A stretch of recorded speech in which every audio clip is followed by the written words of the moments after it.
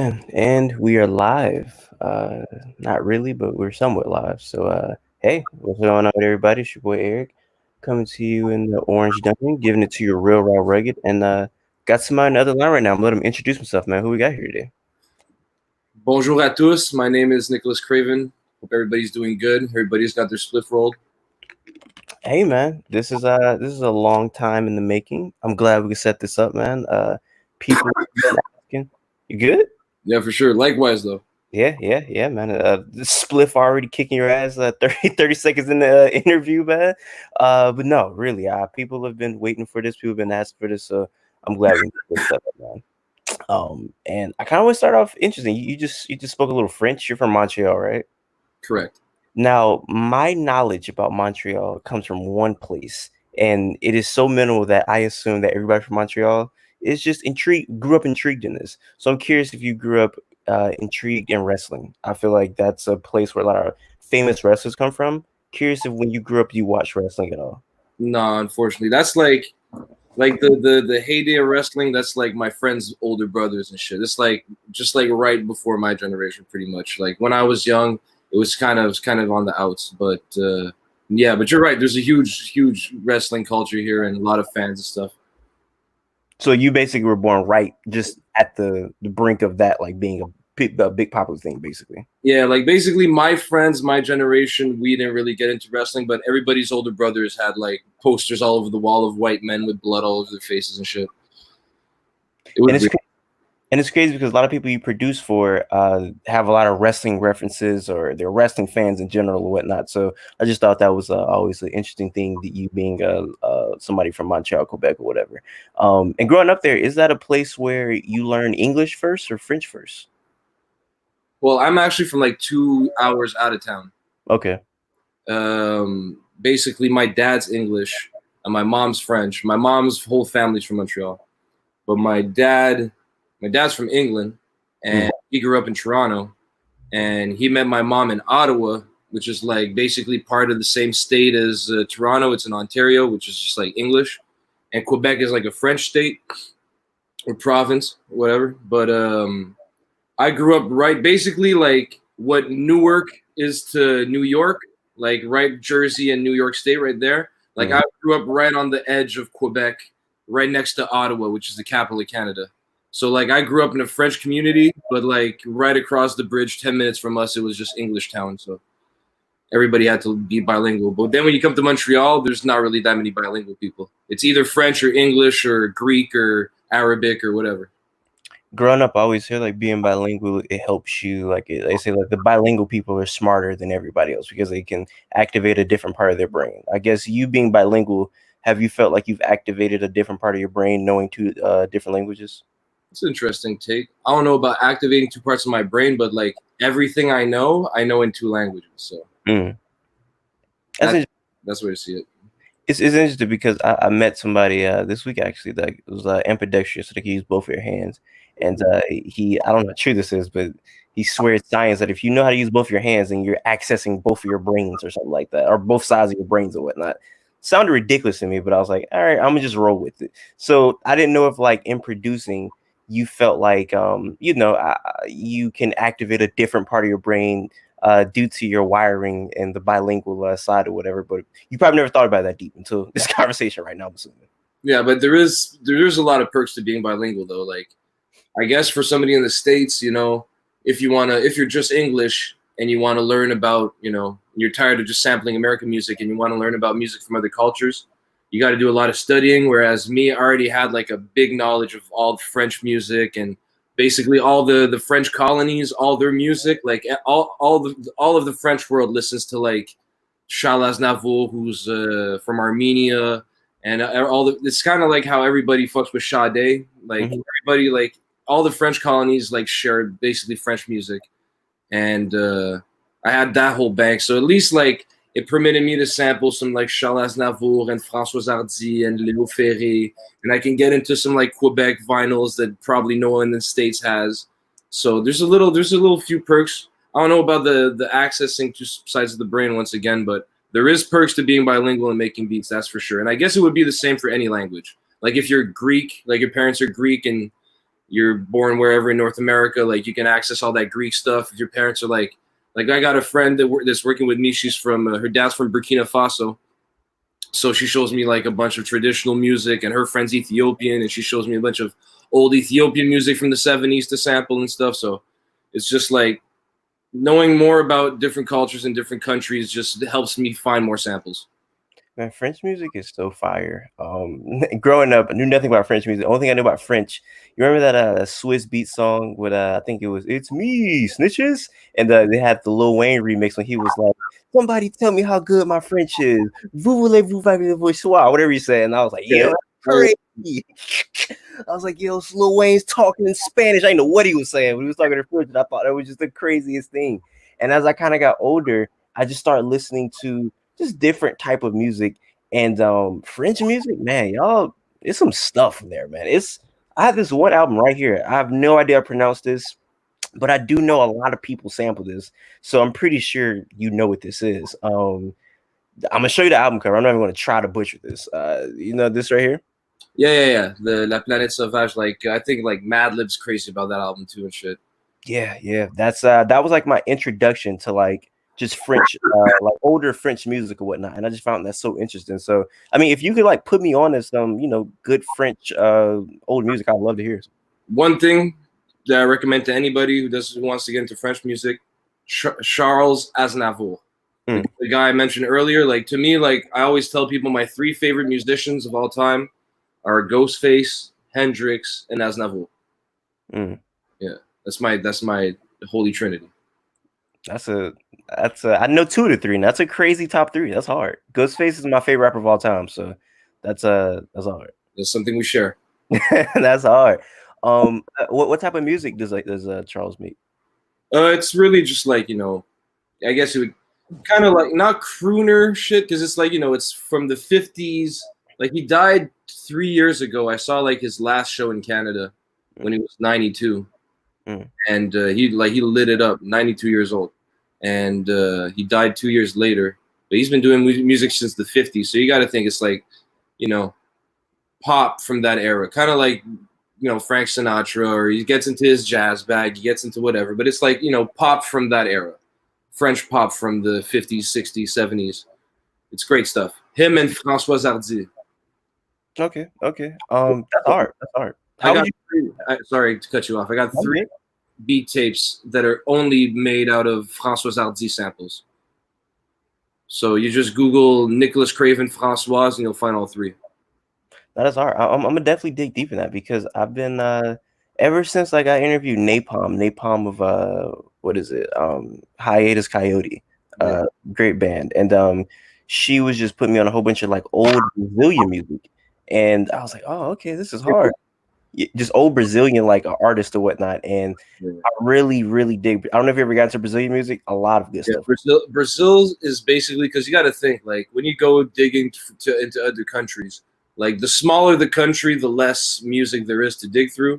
But Brazil, because it's such a big country and it's had such a big, like, a long musical recording history, there's like, there is infinity great Brazilian records. I haven't even started digging. I digged a little bit into some like Brazilian prog rock at a moment, but there's so much Brazilian stuff, man. I haven't even scratched the surface to tell you the truth. Man, it's crazy what you producers go through with digging hours and trying to find like these crazy finds. I just interviewed Budgie, if you know who that is. For sure. Bro, that first of all, I guess, huh? Shout out to Budgie, man. Oh, Budgie's crazy, bro. Like I'm just talking to him about like digging hours through gospel music, and I'm just like, yo, you're a legend, man. Like, that's what they do. Like Knowledge, Budgie, Jay Versace.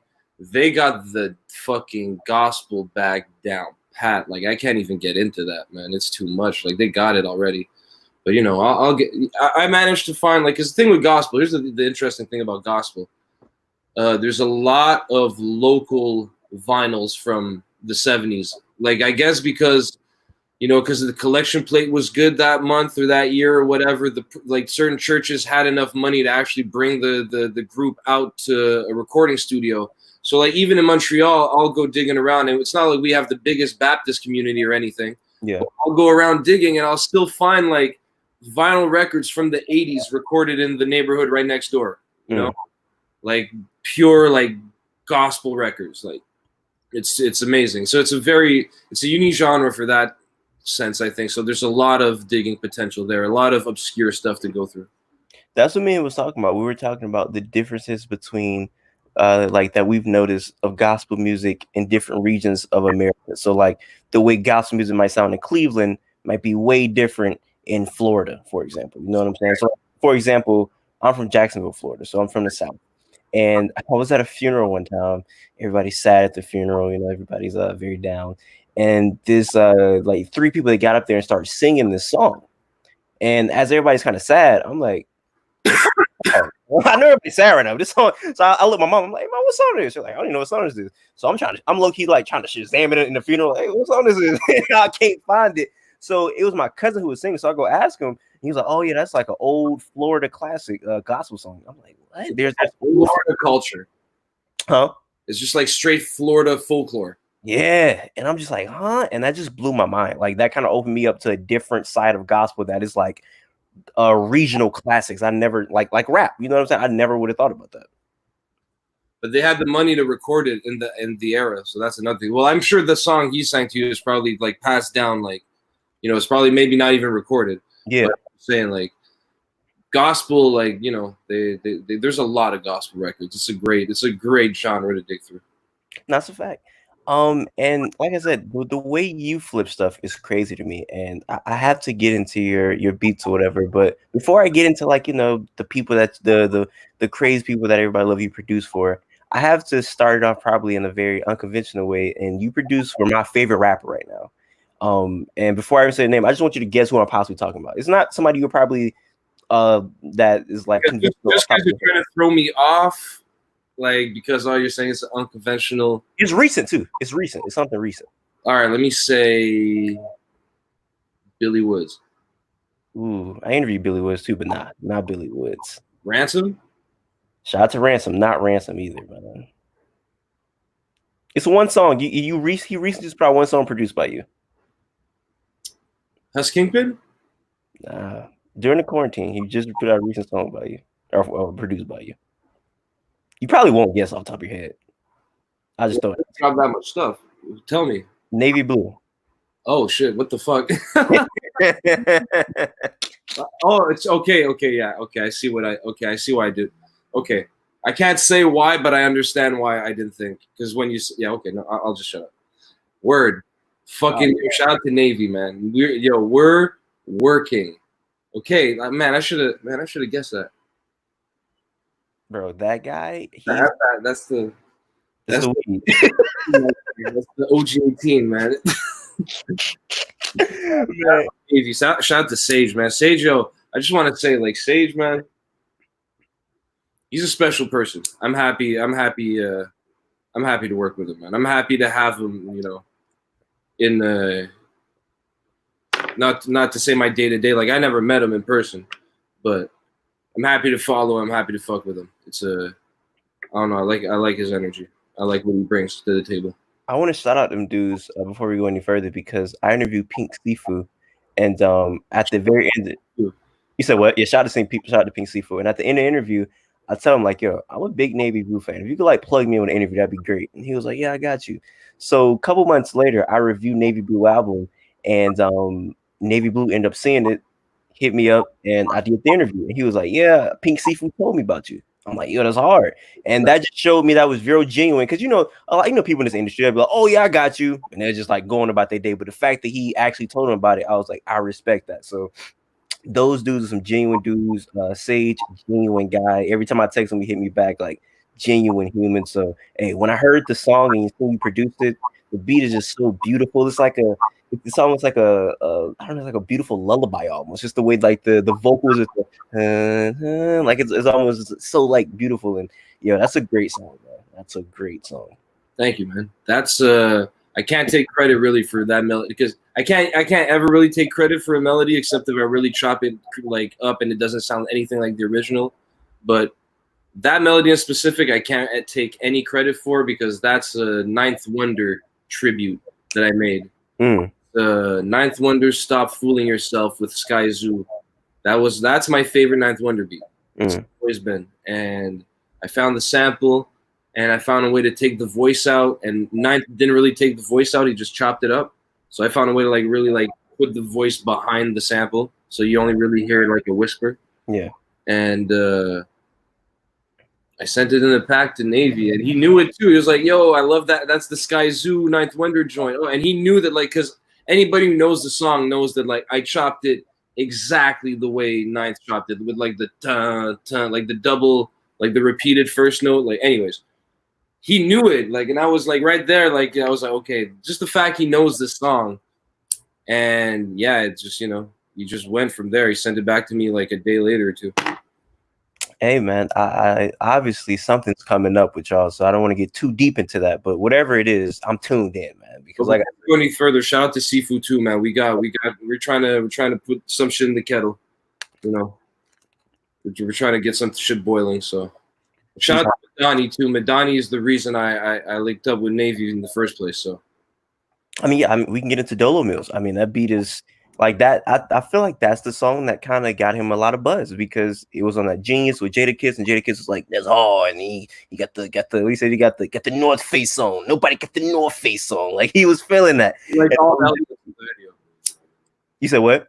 You liked every element of the video. Yeah, and I thought that was so cool. And like when you look at that video, like the whole video of like Jadakiss ratting to people, like you said, that's the only song / video that looks and sounds like that. Like no other beat sounded like that, no other video sounded like that, no other vocal sounded like that. That was like a one of one. And I feel like you two, y'all meshed super good on that song. Like, how did you link with Madani?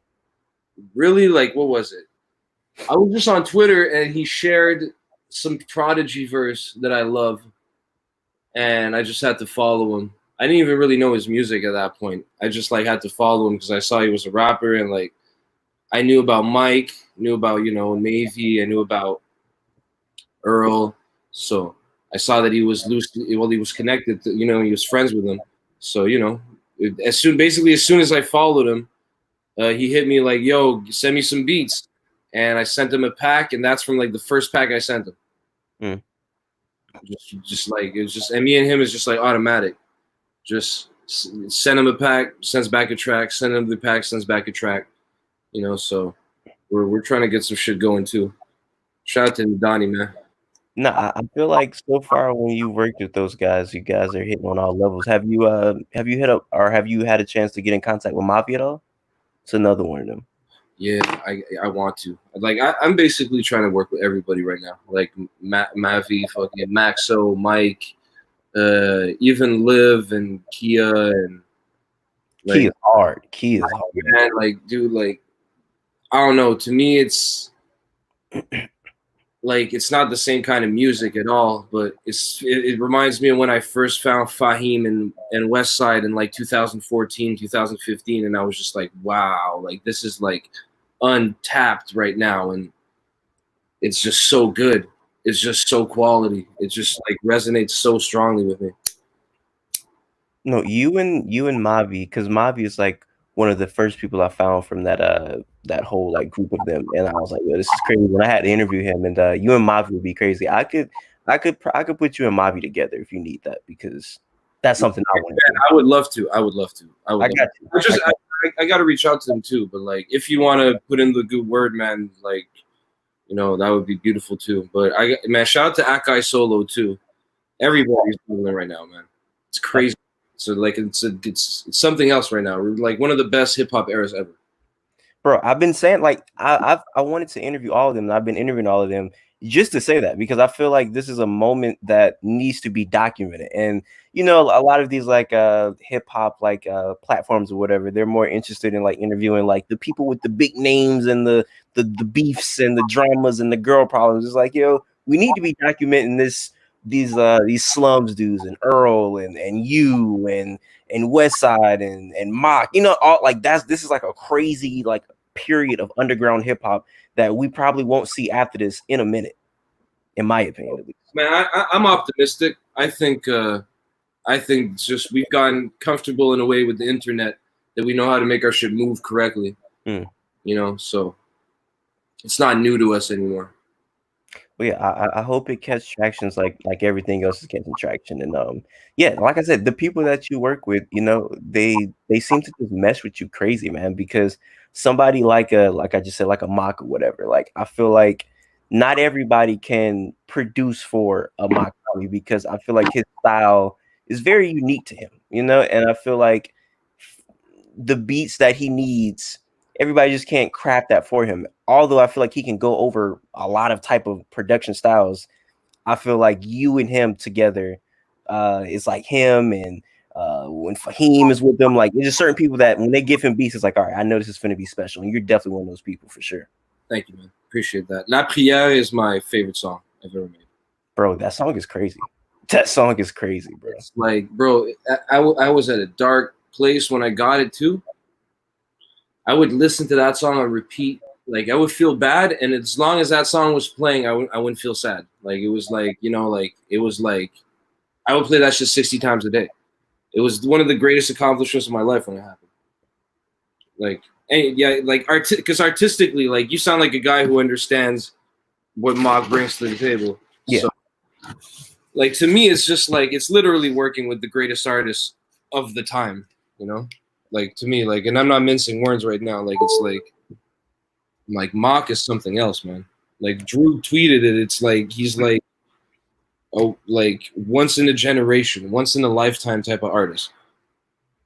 Nah, for sure. I sound crazy right now and everything. Like, you know, like I'm working with a lot of dudes like that, you know, like Ran and Roc, but you know, Ran and Roc, they've been like Ran right now is like he's like the evolution of himself. Like, yo, he's like to me, he's just like untouchable right now. And Roc, you know, what Roc Marciano does. And these guys are all like equal to me. But the thing with Mach is like doing something completely new because he's just popping out right now, you know? Like we've known about Rad since the 2000s. We've known about Roc since, you know, Busta Rhymes time. So what Mach is doing right now with the singing and with all that, it's like him and Ka, they like, you know, it's like it excels just like the limitations of what we used to think hip hop was, you know? Like it really pushes the boundary. All the names you're mentioning right now is just blowing my mind because I want to talk about all of them right now. Like so many of them is just like, oh my gosh. But my fault, I cut you off. What you were saying? That's all, man. It's just though, like, yeah, man. That song when that happened, that was like, man, I gave my life to this shit like long time ago. But that just confirmed that everything I did was right. Well, it's funny that you say that because it's funny because a lot of like his songs are like in French or whatnot, like the titles, and I have no idea how to ever pronounce them. So that's my first time ever hearing the pronunciation of that song that I've been listening to for like a minute now. How do you say it again? Well, I said it in French, la prière, but it's like la prière. Okay. But it means prayer, basically. Okay. So La Pierre, it's crazy because I say if I had to get like a top 3 favorite Mach songs, you produced 2 of them. And I feel like that's crazy. You know what I'm saying? Like my top 3 would probably be in no order: Floor Seats, which I think Alchemist produced, if I'm not mistaken. The Master of Dissonance. Bro, Alchemist. And Resolution. Yo, that beat, like like the fact, like just the fact that he can make that beat work is the reason why Al is the greatest. He's insane, bro. That's my favorite producer ever. Like he's number 1 for me just because, like you said, man, Master of Distance. He's insane. And it'll be Lapierre, and I don't know, man. For that reason, I've always like am I saying, is it Mozambique Drill? The play stupid games, get stupid prizes. That song, like that was one of the first songs I heard by him, and I'm a super duper huge big Mos Def fan. Love Yasin Bey. And when I heard that, I was like, his singing and rapping, I haven't heard anything since, or haven't heard anything like this since Mos Def. So I'm like, what is this? And that really just like made me get tapped in with him. And you got 2 out of 3 of those songs, man. Those are some of my favorite Mach songs, man. So that means you're doing your thing with Mach, bro. Yeah, but basically, like, if you want me to run it down for you, I don't know how much time we got on this live. Oh, this is however much time you have. Like, the whole thing that started me out, and like basically I've been doing beats since like 2007, and I've always been doing, you know, just like pure like DJ Premier, Pete Rock, Ninth Wonder, Heatmakers type beats. And at first, because basically everybody here's French, and our French hip hop is kind of weak compared to like actual French hip hop.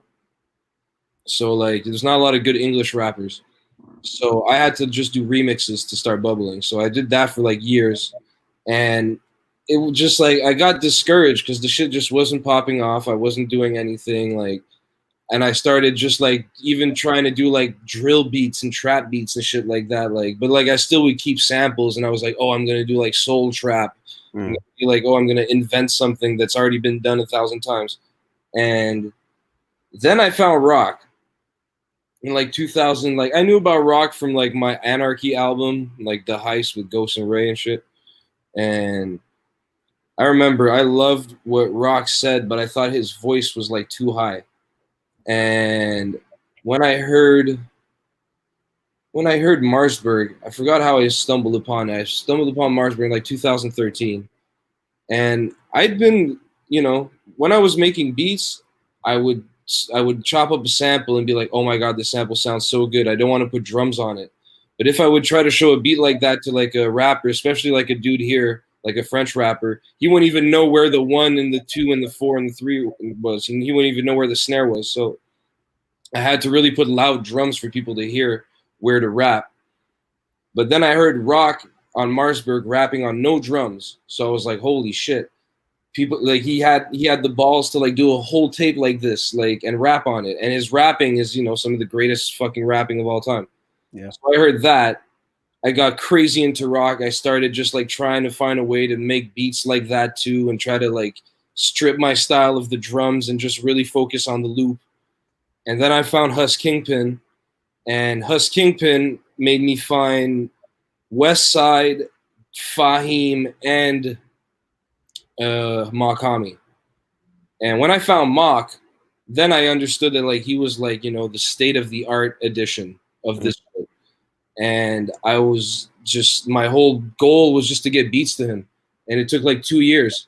And like I just had in mind, I was making beats for Mach. And it's just like I was like shipping beats to Fahim. Got all those tracks in 2017, like 40 songs in a year or something with Fahim, or 30 songs. Yeah, no, like 30 songs in a year or something. And like, you know, I got Mach on 2 of those. And yeah, man, it was just like I had to switch my style. Basically, I had to really switch my style and adapt it and study every Mach song, and like really, like, you know, and like when I made Mozambique Drill, I knew that was for Mach. Like I knew that was for Mach when I made it. La Prière wasn't, not as much, like, because Mach, I've sent him like thousands of beats. I've sent him probably over 1,000 beats, like at least 1,000. So he chose La Prière. Like I didn't really think he would take that, but Mozambique Drill, at that point I knew what I had to do. So yeah, man, it's just, yeah, that's all it is. It's just I had to practice that style. Like I said, I want to touch on all of these rappers that you're talking about, but I want to go back to Roc, because you talk about Roc and how he kind of like started a lot of this when you found him and you found out about all these other rappers and whatnot. And man, Roc is amazing, bro. Like I've been listening to a lot of Roc this year because I feel like he's handling out some of the best features of the year. Like his feature on Pray for Paris, like that $500 ounce, like I don't know what he was doing on that song. Like he legitimately like obliterates that whole song, and it's one of the best verses I've heard this year. Like that verse is amazing.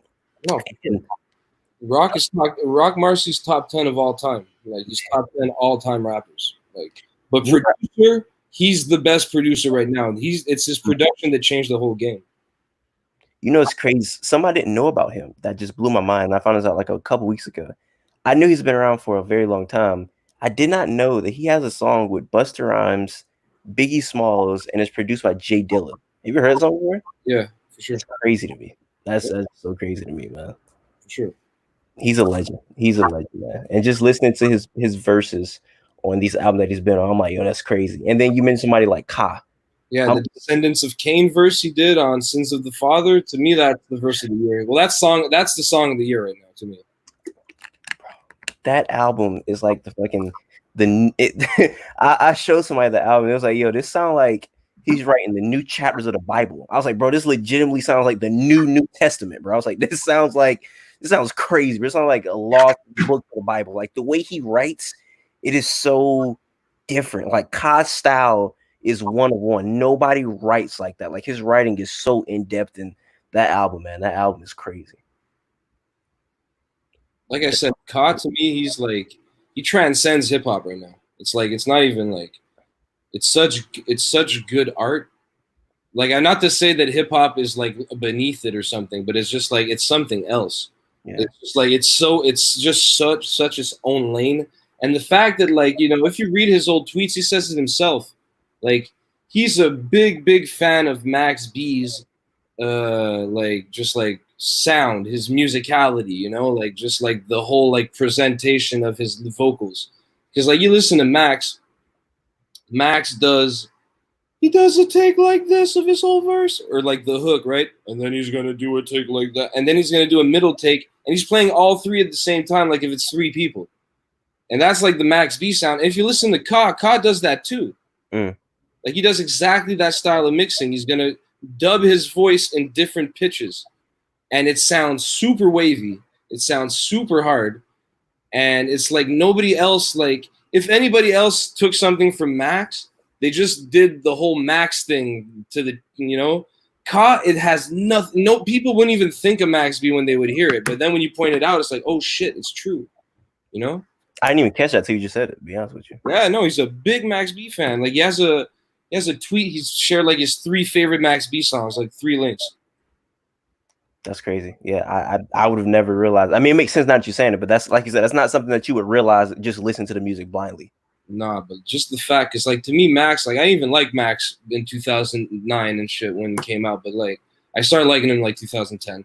But like, yeah, Max is like it's like too much. It's so fucking crazy and left, you know. So the fact that Ka could harness something like that, because Ka was even first time I heard Ka was around that time too on Pro Tools, the GZA album. Like GZA gave a whole song to this guy. You ever hear that? Firehouse? I've never heard that. Yeah, GZA from Wu-Tang on his like 5th album, he has a solo song that he gave to Ka. I'm looking it up right now as we speak. Yeah, like this is the first time I heard Ka, and Ka's voice is rough on that song. And you listen to Ka, because even Ka has shit from like 90s, like early 90s. Yeah, he's been doing it. And he sounds like Onyx. That's crazy, man. Yes, Firehouse. I'm looking at this right now. That's crazy. I gotta peep this. I've never heard this before. It's great. It's great. His voice is so rough on that song. That's hard. I didn't even peep that. He's a fireman song called Firehouse. That's hard. Yeah, I'm gonna definitely peep that. That's hard. In like them two, Ka and Roc. I don't know if you heard this album, but DJ Preservation put out an album this year. I think it's for sure. Shout out to Prez, man. Bro. Me and Prez are trying to do something too right now. Really, bro. Trying. That I think the song that Roc has on there, like he's bro, that guy's on a roll right now, bro. Like I don't know if anybody's gonna be able to stop like his feature run. Like that guy's crazy. Like that song on DJ Preservation album, it's beautiful, man. And shout out to Roc, man. Shout out to Roc. Album, man, it's crazy. The Eastern Medicine, Western Illness. Crazy album, man. Yeah, crazy album name. He made. Do you know the background of that album? No, I don't. I think he made all the beats while he lived in Hong Kong. Really? Yeah, I'm not 100% sure, but I'm pretty sure that's the story behind it. So you guys have like a connection? The Preservation? Yeah. I'm just a fan. I'm just a big fan, and I talked to him, reach out to him. He reached out to me, and yeah, I've been listening to him since Wu-Tang meets indie culture. Basically, he was on an album with Roc Marciano in like 2004. Also through Wu-Tang. Like when you think about it, like also that Pro Tools album has a beat and a hook from Roc and a verse from Roc too. When did it come out? Produced Firehouse. Do you know when Pro Tools came out? Like what year that was? 2008, I think. That was 2008? Yeah. But Roc might have produced Firehouse. Let me see. Let me see if I can see if we found it first. Yeah, Roc produced Firehouse. There you go. See, you got a Roc Ka song from like 2008 there. That's crazy. And now they're like some of the biggest rappers out in this culture right now. And That's it's crazy. the same style. Like you listen to the song, it's the same style. Like Rock changed the game, man. He was the first to make a whole album in that style. Like you listen to the W by RZA, he's got like Hollow Bones, and he's got and you listen to like Jay-Z's got Dear Summer on Memphis Bleak's album. Like he had these songs everywhere, but they always were always semi-treated as skits or as like a low point in the album or something. And Rock came with Marsburg, and it's like the whole album has no drums. The whole album is just loops, and it was just like, yeah, no, Rock is a genius, man. Apparently, he had that style. He's been trying to like focus on that style for like forever. Like, If you listen to what I'm talking about with him and Biggie, he's doing that style. Like he doesn't sound like sounds like a younger version of him, but it sounds like him. You know what I'm saying? He's been doing that for forever, bro. yeah, It's crazy, man. Like nobody does that. He rhymes every syllable, man. Nobody does that. Like he's trying to rhyme every syllable he can, and nobody's doing that. That's so hard. That is so hard to do. he has a 8-syllable run on Wolfing Down. When he gets into on my song Wolfing Down, when he gets into like at the start of he gets into like 8 syllables. I'm not even gonna try to spit it and fuck it up on live, but like he goes crazy. He's such a crazy guy, man. And yeah, like I said, just listening to the way that you lace these guys with beats. I just interviewed I've just been interviewing a lot of producers this year, and I feel like every producer that I've interviewed, they are producers that when they connect with people, they give them some of their best songs. Now, people like Mach and people like whoever else, that you work with, Ransom, what do you think about your beats? Is it these people that you have like an actual connection with in real life that you think gives a music a different type of chemistry, or do you think it's just the production is perfect? Like, what about your beats do you think people like Mach, some of their favorite songs are you and him? What is it? What is it about my beats that like makes people like them? Basically, Not even that. Just like, because I think it's different. Okay, so let's say I'm listening to just a Ghostface song or whatever. It's like, okay, that's cool. But if it's Ghostface and RZA, it's like, yo, I know this might be one of the best Ghostface songs of all time. Same way with you and Mach. It's like, oh, this Mach song's gonna drop hard. Oh, it's Mach and Nicholas Craven. This might be one of the Mach songs that hop in my top 10 of Mach of all time. So I'm saying, like, what do you think about? Is it just you're just that damn great, or is it something about the chemistry between the two, or do you think it's just your talent on your own? no, it's definitely the chemistry. Mhm. My shit would like I make my beats for people to rap on. Like I find a lot of guys, nobody specifically, but a lot of like people, a lot of my friends like in Montreal and stuff, like they make great beats and like instrumentally you can bump that shit in your car and it just sounds amazing. But it's like there's no room for a rapper on it. Mm. And it's just I just make beats like like you listen to my beats without the rappers, they're not there's always something missing. And I don't know, man. I think it's just I think it's just them. Like Mach makes my shit sound amazing, man. Rock makes my shit ran like those tapes. Like I tried to do my Craven N joints with a bunch of different rappers and stuff, right? And I like those joints a lot. I love them. But those 2 Ransom tapes I just put out, Ran chose all those beats. Mm. I didn't choose those beats. Like I sent him at least 2,000 beats at this point, and he really chose those 10, and I would have never chose those 10 for him. So I don't know, maybe it's the way I work with these people. Maybe it's because other people don't send 1,000 beats. Maybe that's an answer. Because I'm really because I trust these guys. I know they're good artists. So I know that the more beats, the more selection I give them, the more precise their selection is going to be, And the closer they'll get to a beat they actually love and will hold dearly to their heart and write the best stuff possible to. So yeah, I think to answer your question, I think that's what it is. It's just that I send way too many beats. Well, I send a shit ton of beats. Yeah, I was gonna say, like, I'm not a producer, so I don't know how many I don't know how many beats producers usually send at once. But is that normal for niggas to send that much or those many beats? Only person that told me no, that's not normal, and that people usually send them like 4 or 6 beats is Ran. Mm. But then again, there's other rappers that I work with that like if I send them 200 beats at one time, and they're gonna be like, "Yo, I'm overwhelmed, bro. I'm like scared to open the folder. Like, just send me your favorites." And I'm like, "God damn," you know. So it's like it depends. But Mach takes a lot of beats. Rand takes a lot of beats. Wolfing down with Roc, like I don't know. I feel like that I chose that beat, and I feel like I got really lucky with that one. And I did a good choice, but I got lucky. But like yeah, all the Mach shit, it's just he just takes thousands of beats and goes through all of them. That's crazy because I would think that most rappers would be like, "This is overwhelming." Is it? Do most rappers do they respond as too overwhelming, or do most rappers like embrace it? I only do that with a select few rappers. So that's not with everybody. Yeah, so it's like I've only been told it's overwhelming by like a few guys, not many. Okay, okay. Yeah, man. Like I said, I think that the chemistry that you build with these rappers is unmatched, and I just want to say I appreciate it. You know, as a music fan and as a fan of you and as a fan of these rappers, I appreciate the chemistry that you develop with these rappers because it comes out beautiful, and you know, I love the music. So thank you, man. Thank you Thank for you, man. I appreciate that. I appreciate that, and I don't want to keep you for overly too long. So I got a couple fan questions if you want to get into that, and we can head up out of here.